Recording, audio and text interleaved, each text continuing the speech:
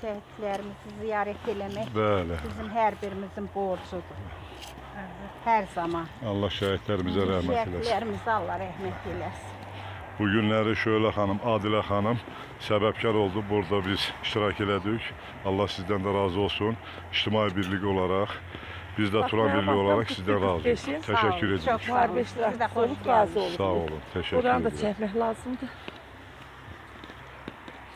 Xoş ki bizim şəhidləri, şəhidlərimiz yaşayır, unutulmaz. Biz onlara borçluyuz.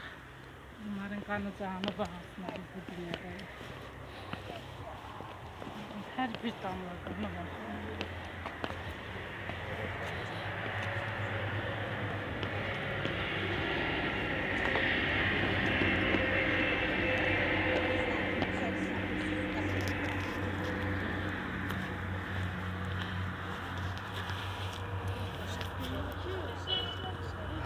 Şəhidlər unudulmazdır.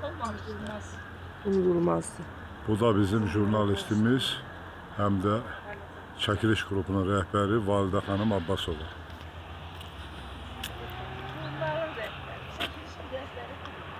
Mənim Dünyam jurnalımda rəhbəridir. Təşəkkür edirik Validə xanım. Validə xanımın da bu günləri həm ad günüdür, ad günü ilə də təbrik edirik. Gözün dolur, için ağlayır. Hə. Baba izah da eləmişəm bəzi mövzular insanlara da, ətrafında olanlara da.